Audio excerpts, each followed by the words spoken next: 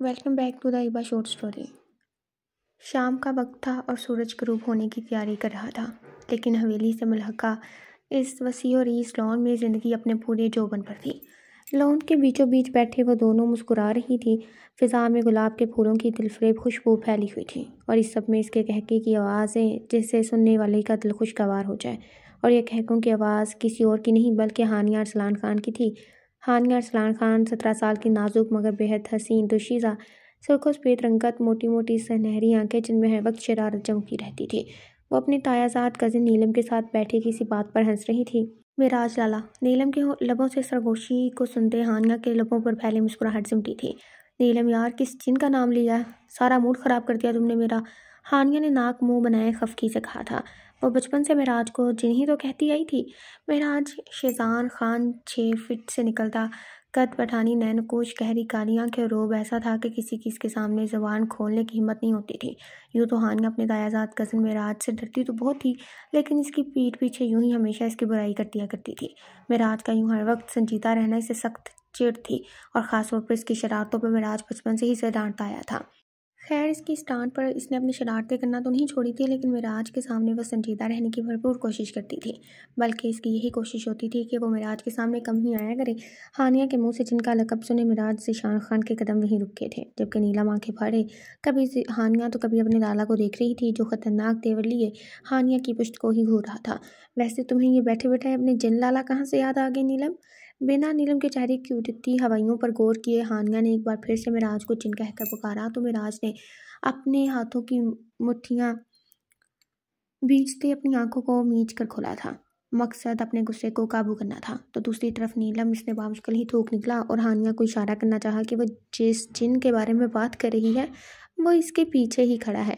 लेकिन नहीं, हानिया को तो जैसे उम्मीद ही नहीं थी कि ऐसा कुछ हो सकता था, इसलिए अपनी ही रवानी में बोलती चली जा रही थी। हानिया यार, वो लाला। नीलम ने अपने लाला के चेहरे पर छाए इन सख्त तेवरों को देखे हानिया को होश दिलाना चाहा कि वो कुछ ज़्यादा ही जुबान चला रही थी, लेकिन नहीं, हानिया रही हमेशा की मुंह फट। नीलम की बात को दरमियान में ही टोक दिया। नीलम यार, अपने लाला के सामने ही तो इन्हें लाला कहा करो, मेरे सामने तो इन्हें जिन लाला ही कहा करो। हानिया की जुबान एक बार फिर से चली तो नीलम का दिल किया कि अपना सर पीट ले। ये लड़की इसकी बात पूरी होने क्यों नहीं दे रही थी? वो लाला मेरे सामने ही तो है। आखिरकार नीलम ने एक नज़र अपने लाला को देखते सर झुकाए कहा। तो नीलम की बात को सुनते एक पल को हानिया के दिल की धड़कन रुक गई। ये ऐसा मजाक कर रही हो? तुम्हारे लाला सामने कहाँ? वो और यूं हानिया ने नीलम की इस बात को मजाक समझते सरसरी तौर पर अपनी गर्दन मोड़ी। जैसे ही पीछे देखा तो सामने ही मेराज खान उफ जिन को देख इसकी ऊपर की सांस ऊपर और नीचे की सांस नीचे रह गई थी। नीलम। हानिया ने अपने सामने मेराज खान को देख अपनी लड़खड़ाती जबान से नीलम को पुकारना चाहा कि वो इसे अपने जिन लाला के गुस्से से बचा ले। इसकी बात पूरी होने से पहले ही मेराज खान ने जरा से अपनी गर्दन मोड़े हानिया से नजर हटाए अपनी जान से अजीज छोटी बहन यानी कि नीलम को मुखातिब किया था।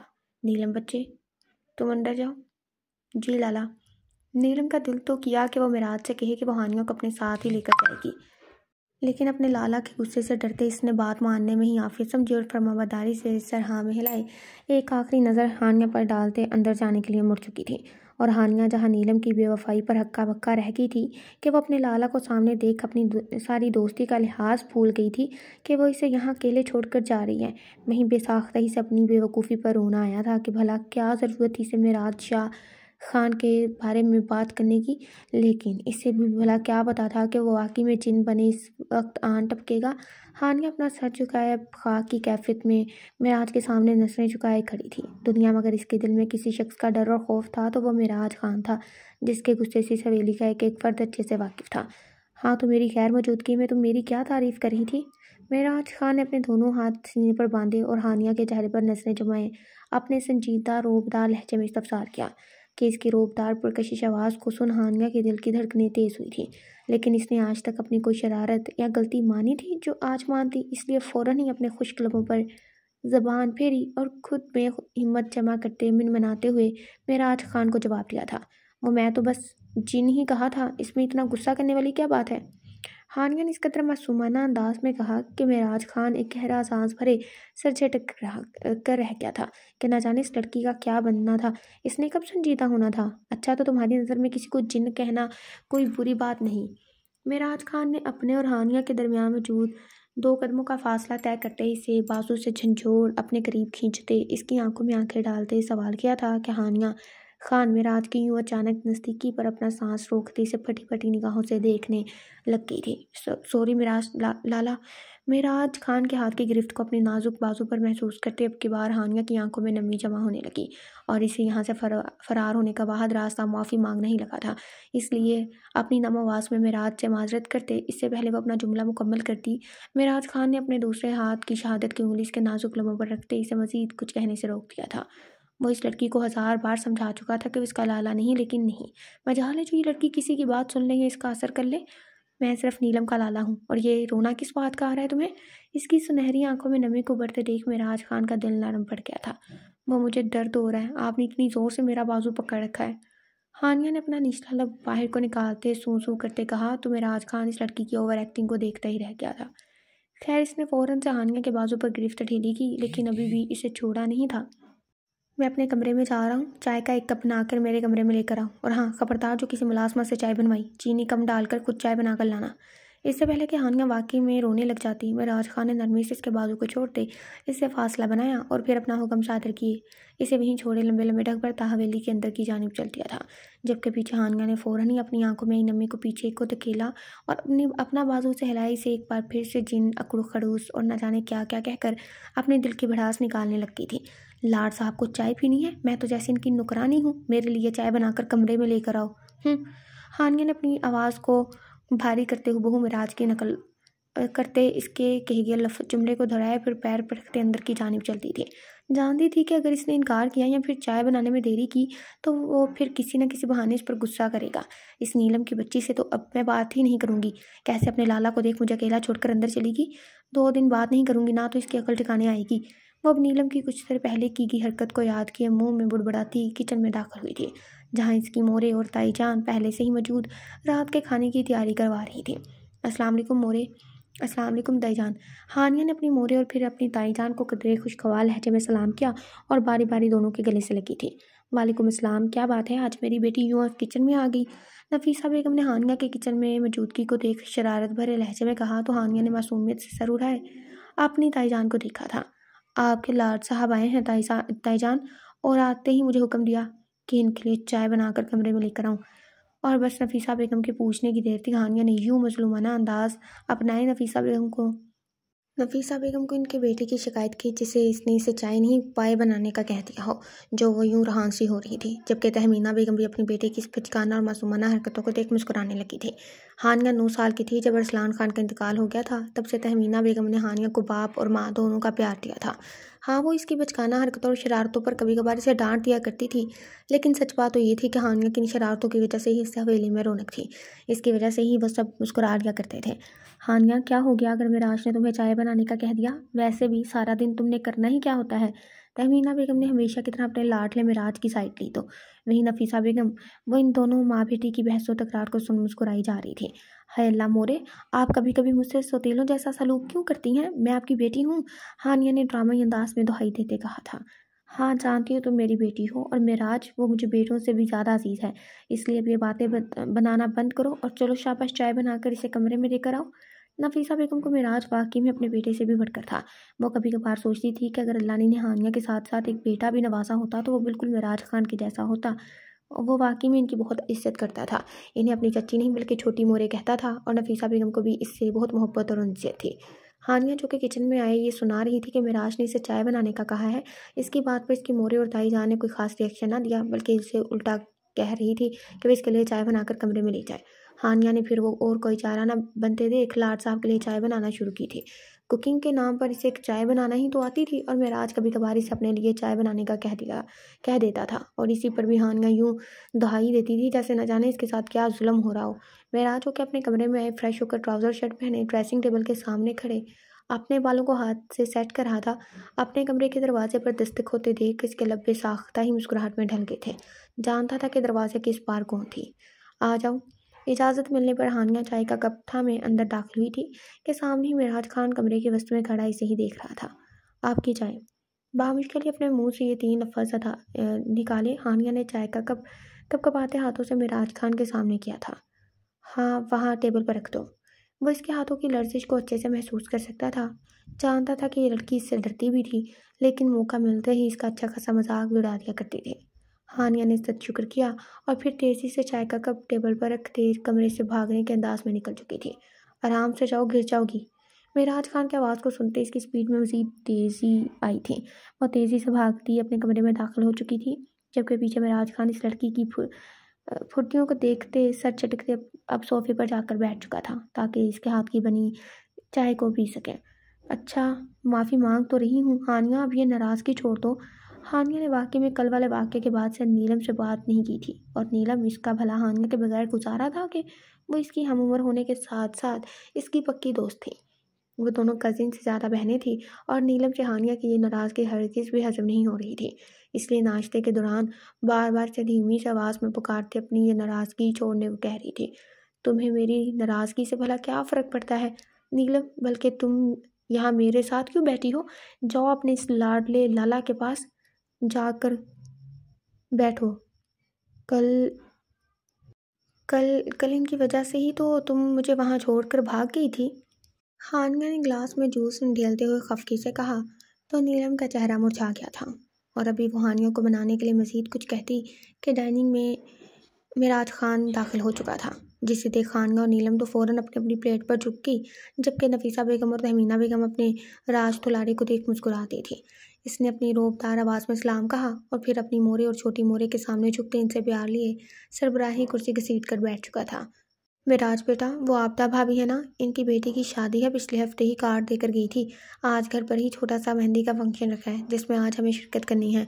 नफीसा बेगम ने अपनी किसी रिश्तेदार औरत का हवाला देते मिराज को आगाह किया था कि वो शाम को इनकी बेटी की मेहंदी के फंक्शन में जाना चाह रही हैं। ठीक है मोरे, मैं ड्राइवर से कह दूँगा, वो आप सबको ले जाएगा। मिराज ने एक नज़र संजीदगी से अपना नाश्ता करती हानिया पर डालते अपनी मोरे को जवाब दिया था। इसके बाद सब नाश्ता किए अपने अपने कमरों की जानिब चल दिए थे, जबकि मिराज खान अपने एक ज़रूरी काम के लिए हवेली से जा चुका था। ये तुम क्या कह रही हो हानिया? हम सब जा रहे हैं तो तुम्हें भी साथ चलना चाहिए। यहाँ अकेली हवेली में रहकर क्या करोगी? हानिया ने अपनी मोरे को इनके साथ शादी पर जाने से इनकार कर दिया था और वजह नीलम से नाराज़गी थी। वह इससे दूर है, इसे ये बात बावर करवाना चाहती थी कि वो वाकई में इससे बहुत सख्त वाली नाराज़ है। मोरे, मेरे सर में दर्द है, मेरा सच में वहाँ जाने को दिल नहीं कर रहा। आप ताईजान और नीलम चली जाएं।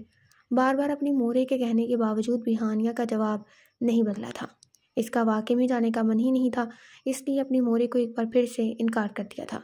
हानिया, तुम कभी कभार यूं जिद करने लग जाती हो जैसे कोई छोटी बच्ची हो। खैर, मुझे क्या, हमारा तो वहाँ अच्छा वक्त गुजरेगा, तुम ही यहाँ बोर होती रहोगी। तहमीना बेगम इस लड़की के ज़िद्दीपन से अच्छे से वाकिफ़ थी कि अगर इसने इनकार कर दिया था तो अब इकरार करना बेहद मुश्किल था।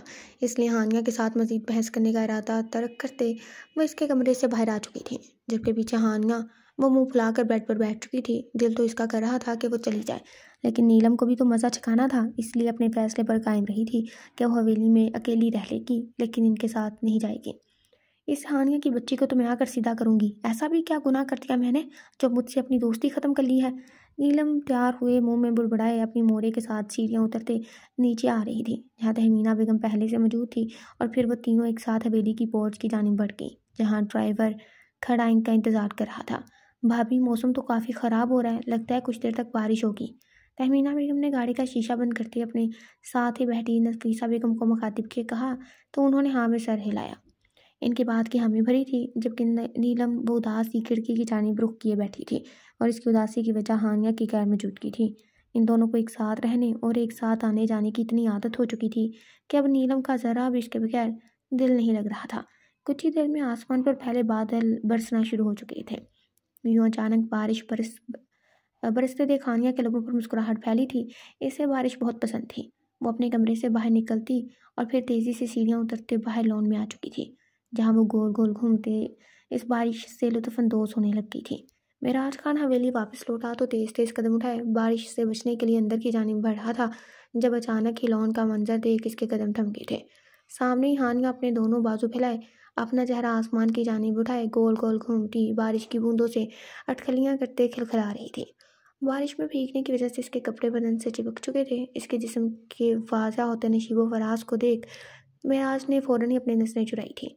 इसे तो यही लग रहा था कि हवेली में आज कोई मौजूद नहीं होगा, कि सुबह ही तो इसकी मोरे ने बताया था कि बस अब शादी पर जा रहे थे।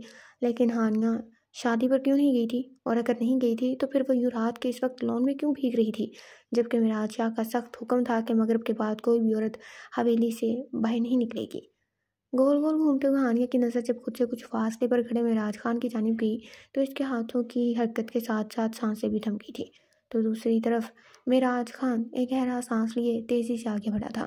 इससे यूँ अपने करीब आते देख हानिया ने फ़ौरन से अपने बदन पर मौजूद इस गीली चादर को खुद पर ठीक से ओढ़ने की नाकाम से कोशिश की थी, क्योंकि चादर गीली होने की वजह से इसके बदन को छुपाने के बजाय वो मज़ीद वाज़ा कर रही थी और हानिया को यूँ मेराज खान के सामने खड़े होने में बेहद शर्म महसूस हो रही थी। ये क्या बच्चों वाली हरकतें कर रही हो तुम? अंदर चलो। विराज खान ने आगे बढ़े हानियों को गलाई से थामा और फिर इसे बिना कुछ सोचने समझने का मौका दिए अपने साथ घसीटने के अंदाज में खींचता हुआ अंदर हवेली की जानिब चल दिया था। यूहानिया ने एक बार फिर से खुद को कोसा था कि वो क्यों हर बार इस शेर की कचार में हाथ डाले अपना नुकसान कर लेती थी। अब यकीनन इस चिल ने इसे अच्छा खासा लेक्चर देते डांटना था, लेकिन इसकी तवक्का के बरक्स मिराज ने हवेली के लाउंज में लाए इसका हाथ छोड़ दिया। तुम शादी पर क्यों नहीं गई? और फिर इसकी सोच के बरक्स ये सवाल किया तो हानिया ने बेसाख्ता ही धूप निकला था। और वो मेरे सर में दर्द था तो इसलिए मैं। और फिर वही बहाना बनाकर मिराज खान को भी बताने लगी जो इसने कुछ देर पहले अपनी मोरे से बनाकर इस शादी पर जाने से इनकार किया था।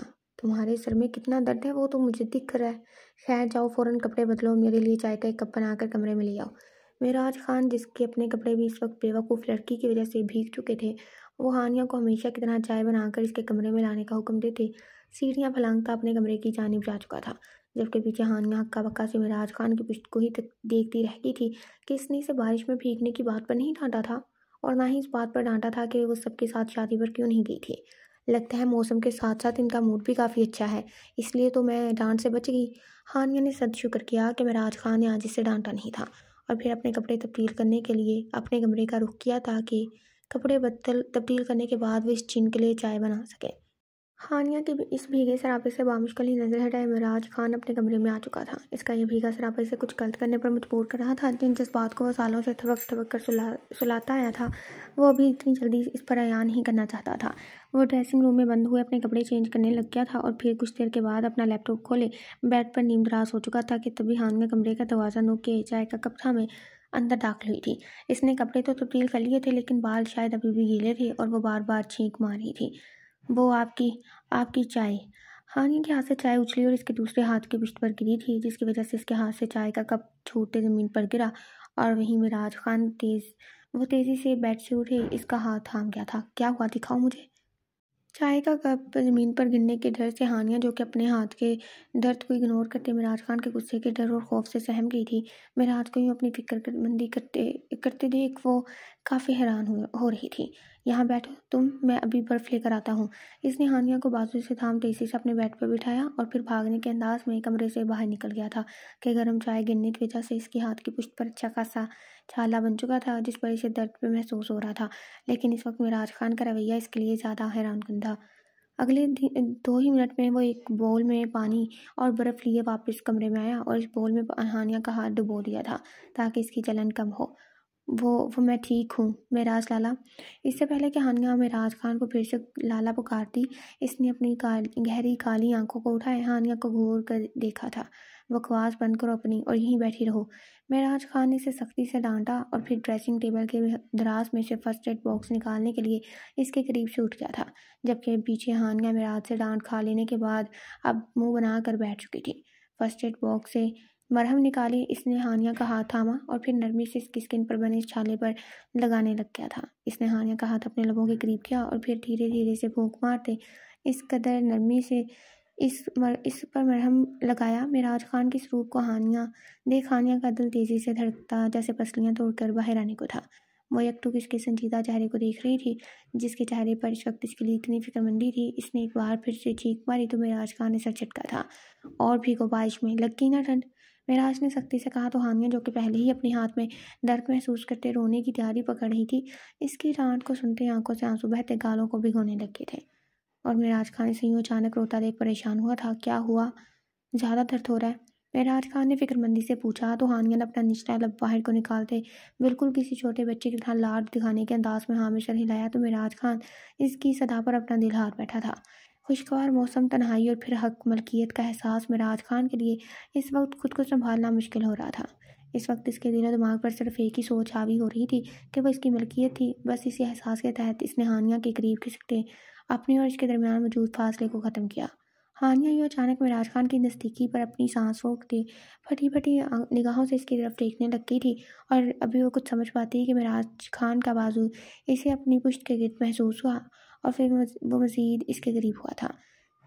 वो तेज़ी से इसके आसार से निकलते करंट खाते से दूर हुई थी। हानिया देखो, वो इसे यूँ फूट फूट कर रोता हुआ देख मेराज खान ने इसे समझाना चाहा कि वो इससे कोई गुनाह नहीं किया, लेकिन इससे पहले ही हानिया खान ना जाने कहाँ से इतनी हिम्मत आ गई इसका हाथ उठा मेराज खान के गाल पर पड़ा था।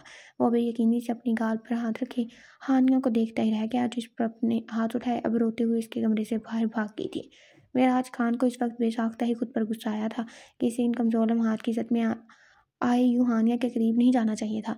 न जाने वो इसके बारे में क्या सोच रही होगी। वो जैसे ही मेराज खान के कमरे में रोते हुए सिसकते हुए सीढ़ियाँ उतरते नीचे आई तो इसे लाउंज में अपनी मोरे, ताईजान और नीलम आती दिखाई दी थी। वो लम्हे के हजार में हिस्से में रोते हुए अपनी मोरे के सीने से जा लगी थी। क्या हुआ हानिया, तुम ठीक तो हो? ये क्या हालत बना रखी है? इसकी चादर ढलक कर कंधे पर गिर चुकी थी। बिखरे नम बाल और रोई हुई आंखें। तहमीना बेगम हानिया की इस हालत को देख परेशान हुई थी। वहीं नफीसा बेगम और नीलम, वो भी इसके लिए बेहद फिक्रमंद हुई थी। मेराज खान, जो कि हानिया के पीछे ही जाते इसे समझाना चाह रहा था कि इसने अभी कुछ देर पहले कोई गलत हरकत नहीं की, और जैसे ही नीचे आया तो हानिया की बात को सुनकर इसके कदम ही रुक गए। फिर रोते हुए अपनी मोरे के सीने से लगी हुई थी। मोरे, मेराज लाला ने मेरी इज्जत पर हाथ, वो बहुत बुरे हैं मोरे, बहुत बुरे।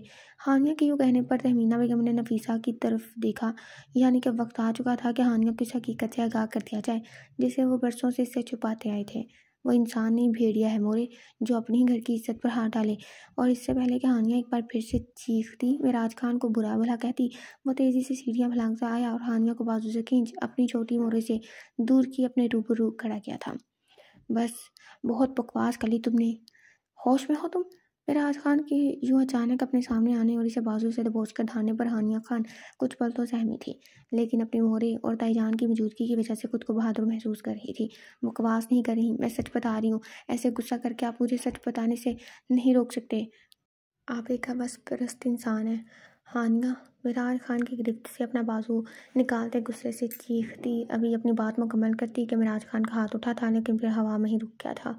वहीं नफीसा बेगम और तहमीना बेगम ने हालात को ख़राब होते देख आगे बढ़कर दोनों बच्चों को एक दूसरे से दूर करना चाहा था। मोरे, देख रहे हैं आप, ये मुझ पर हाथ उठा रहे हैं। हानिया अपनी मोरे और अपनी दाई जान को देख हैरान हुई कि वो इतना सब कुछ सुनने के बावजूद भी यूँ खामोश क्यों खड़ी थी। हानिया बेटा, ये जज्बातीपन छोड़ो और ध्यान से मेरी बात सुनो। मेराज तुम्हारा शौहर है, तुम दोनों का निकाह बचपन में ही कर दिया गया था। तहमीना बेगम ने आखिरकार हानिया को सच बता दिया था, क्योंकि अब वो मजीद इस बात को छुपाए हानिया के दिल में मेराज के लिए बदगुमानियाँ मजीद नहीं बढ़ा सकती थी। वो पहले ही इससे बहुत बदगुमान हो चुकी थी।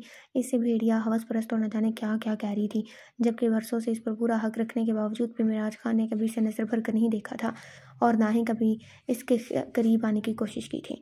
तो फिर हानिया के मेराज के लिए ऐसे अल्फाज इस्तेमाल करना बिल्कुल भी मुनासिब नहीं था।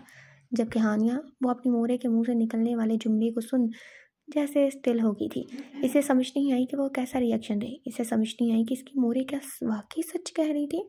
हाँ, तहमीना बिल्कुल सच कह रही है। हानिया, तुम 10 साल की थी और मेराज 13 साल का जब तुम दोनों का निकाह हुआ था। अब की बार नफीसा बेगम ने भी हानिया को इन दोनों के दरमियान मौजूद इस पाक रिश्ते के बारे में आखिरकार बता दिया था। और नीलम, वो तो पहले ही जानती थी कि हानिया इसकी कज़िन होने के साथ साथ इसकी भाभी भी है, इसलिए वो दूर ही खामोशी से खड़ी थी। नहीं, झूठ, आप सब झूठ बोल रहे हैं। हानिया जैसे अभी भी यकीन नहीं कर पा रही थी कि वो मेराज खान के निकाह में थी, वो इसका शौहर था। सब झूठ नहीं बोल रहे, तुम्हारा दिमाग ख़राब हो गया है। मोरे, छोटी मोरे, देख लिया आपने, इसे वक्त देने का अंजाम। इसलिए मैंने फ़ैसला किया है कि आज और अभी इसी वक्त मैं इसकी रुखसती ले रहा हूँ। मेराज खान की रोबदार आवाज़ सख्त आवाज़ गूंजी तो और एकदम ही लाउंज में खामोशी छा गई थी। वहीं सच को जान लेने के बाद हानिया खामोश आंसू बहाने लगी थी, क्योंकि चीखने चलाने का कोई फ़ायदा नहीं था। मेराज, यूँ जज्बाती होकर फैसले लेने की ज़रूरत नहीं, हम हानिया को समझाएं। नफीसा बेगम ने मेराज के यूँ अचानक इतना बड़ा फैसला लेने पर आगे बढ़े इसे समझाना चाहा था, लेकिन मेराज खान जो फैसला कर चुका था वह इसे पीछे नहीं हटने वाला था। नहीं मोरे, इसे समझाने का काम अब मेरा है। आप जाएं अपने कमरे में आराम करें, अब से ये मेरे कमरे में ही रहेगी। मेराज खान ने अटल लहजे में अपना फैसला सुनाया और फिर हानिया को यूं ही बाजू से घसीटते अपने साथ ऊपर अपने कमरे में ले आया था, जबकि हानिया वो पत्थर की मूरत बनी इसके साथ खामोशी से आ रही थी। इसने हानिया को बेड पर बिठाते वापस मुड़कर अपने कमरे का दरवाज़ा लॉक किया और फिर अपने गुस्से को कम करने की कोशिश में यहाँ से वहाँ चक्कर काटने लग गया था। वही हानिया बेड पर बैठी एक बार फिर से फूट फूट कर रोती थी। इसकी ज़िंदगी का इतना बड़ा सच इससे छुपाया गया था। मेराज खान यूँ तो बहुत गुस्से में था, लेकिन हानिया को यूँ रोता देख हमेशा की तरह इसका दिल नरम पड़ गया था। वो चाहे दुनिया के लिए कितना ही संजीदा और पत्थर दिल क्यों ना होता, लेकिन इस लड़की के ये आंसू हमेशा ही इसका दिल नरम कर देते थे। क्या मैं इतना ही बुरा हूँ कि मेरे निकाह में होने का सुनते तुम यूँ मातम कर रही हो? मेराज खान ने हानिया से कुछ फासले पर बेड पर बैठते इसे मुखातिब किया था। मेराज के यूँ सवाल करने पर हानिया ने अपनी आंसू से भीगी आंखें उठाई इसे देखा था और फिर नाराज़गी दिखाए खफकी से अपना रुख मोड़ गई थी कि इसके यूँ मेराज की तरफ अपनी पुश्त करने पर ना चाहते हुए भी वह धीमा सा मुस्कुरा दिया था। हानिया, इधर मेरी तरफ देखो। हानिया का रोना बंद हो चुका था, जिसे देख मेराज ने इसे नरम लहजे में पुकारती अपनी जानिब मतवज्जा किया था, लेकिन नहीं, हानिया हनूस नाराज़गी जताए इसकी तरफ पुश्त किए बैठी थी। हानिया, मैंने कहा कि मेरी तरफ देखो, मुझे कुछ बात करनी है तुमसे। मेराज खान ने फिर से अपनी बात दोहराई, लेकिन अब की बार कदरे सख्त लहजे में कि इसके लहजे में सख्ती महसूस किए हानिया झट से अपना रुख पलट गई थी। इस शख्स के गुस्से से ही तो इसकी जान जाती थी। मेराज ने हानिया का हाथ अपने दोनों हाथों में लेते इसके चेहरे पर नजरें जमाई थी। क्या मैं तुम्हें बुरा लगता हूँ? मेराज खान ने सवाल किया तो हानिया ने अपनी पलकों की झालर उठाई इससे एक नज़र देखा और फिर इससे अपनी अपनी फिर से अपनी नज़रें झुका ली थी। आप मुझ पर गुस्सा करते हैं, मुझे डांटते हैं। हानिया ने मेराज के हवाले से कभी इस नज़र से सोचा ही नहीं था। हाँ, लेकिन जो बात इसे मेराज पर बुरी लगती थी वो इसका हर वक्त इसे यूँ डांटना, इस पर गुस्सा करना था। इसलिए खफकी से मुंह बनाए शिकवा किया था कि इसकी मासूमियत भरे शिकवे को सुन मेराज ने सर झटका था। तुम प्यार से मेरी बात मानती ही नहीं, इसलिए गुस्सा करना पड़ता है। अब कुछ देर पहले की बात को ही ले लो, मैंने कितने प्यार से कहा था कि इधर मेरी तरफ देखो, लेकिन नहीं, तुमने मेरी बात नहीं मानी। लेकिन जब गुस्से से कहा तो फौरन ही अपना रुख पलट लिया था। मेराज की बात को सुनते हानिया धीमा सा मुस्कुरा रही थी कि हाँ, वो बिल्कुल ठीक ही तो कह रहा था। वो इतनी आसानी से इसकी बात मानती कहाँ थी, इसलिए इसे गुस्से से ही बात करनी पड़ती थी। अच्छा, अब छोड़ो ये सब बातें। तुम्हें हमारे निकाह का सुनकर खुशी नहीं हुई? आप खुश हैं? हानिया को मेराज के सवाल का जवाब फ़िलहाल मालूम नहीं था, इसलिए उल्टा इससे सवाल कर दिया था कि क्या वो इससे खुश था? हाँ, मैं बहुत खुश हूँ, बेहद खुश हूँ। तुम जानती हो हानिया, तुम्हारे बाबा के गुजर जाने के बाद मेरे बाबा यानी कि तुम्हारे तायाजान ने ये फ़ैसला किया था कि वो हम दोनों का निकाह करना चाहते हैं, ताकि तुम इनके भाई की आखिरी निशानी हमेशा हमेशा के लिए इनकी नज़रों के सामने रहो। लेकिन किस्मत को कुछ और ही मंजूर था। हमारे निकाह के 2 साल बाद ही बाबा जान इस दुनिया से रुखसत हो गए और फिर तुम भी बहुत छोटी थी, इसलिए मोरे और छोटी मोरे ने तुमसे ये बात छुपाई रखी थी, क्योंकि वो इतनी छोटी सी उम्र में तुम्हारे जहन पर कोई असर नहीं डालना चाहती थी। और मैं भी बाबा जान के बिज़नेस को चलाने में मसरूफ़ हो गया था। लेकिन इसका मतलब ये नहीं हानिया कि मैं इस निकाह से नाखुश हूँ। मुझे तुम अच्छी लगती हो, बल्कि यूँ कहा जाए कि मैं तुमसे मोहब्बत करता हूँ तो गलत नहीं होगा। और रही बात तुम्हें डांटने या तुम पर गुस्सा करने की, तो वो सब मैं तुम्हें खुद से दूर रखने के लिए करता था, क्योंकि अपनी मोहब्बत को मैं अच्छे से जानता था कि जिस दिन मैं तुम्हारे करीब आ गया, इस दिन फिर पीछे हटना मुश्किल हो जाना था। जैसे कि अभी कुछ देर पहले मिराज खान हानिया के हाथ की पुष्ट को अपने हाथ से सहलाते इससे अपने दिल की बातें कर रहा था कि जब इसने कुछ देर पहले इन दोनों के दरमियान होने वाले इन लम्हात का जिक्र किया, तो हानिया के चेहरे पर गुस्से के जाके रंग बिखर गए थे और वो बेसाख्ता ही मिराज खान के हाथ से अपना हाथ वापस खींच गई थी। वो मुझे अपने कमरे में जाना है। इसने मिराज खान की गहरी नज़रों को खुद पर महसूस करते अपने खुश्क लबों पर जुबान फेरते मिनमिनाते हुए कहा, तो मिराज ने इसकी शर्मोहया और झिझक को समझते नफ़े में सर हिलाया था। नहीं, बिल्कुल भी नहीं, अब तुम कहीं नहीं जा सकती, यही तुम्हारा कमरा है और तुम यहीं रहोगी। मिराज खान ने फ़ौरन से इनकार कर दिया था और वो मज़ीद हानिया को वक्त दिए इनके दरमियान दूरियां नहीं बढ़ाना चाहता था। और वैसे भी वो अब अपनी मोरे और छोटी मोरे को अपना फ़ैसला सुनाया था कि वो हानिया की रुखसती ले चुका है और अब वो अपने फ़ैसले से पीछे नहीं हटना चाहता था। लेकिन मैं आपके कमरे में नहीं रहूँगी। हानिया ने एक बार फिर से कमज़ोर सी मज़ाहमत करना चाही थी कि मिराज खान ने इसकी बात को दरमियान में ही टोक दिया था। क्यों, मेरे कमरे में रहने में क्या मसला है तुम्हें? वो मुझे आपसे डर लगता है। हानिया ने साफ गोई से जवाब दिया था।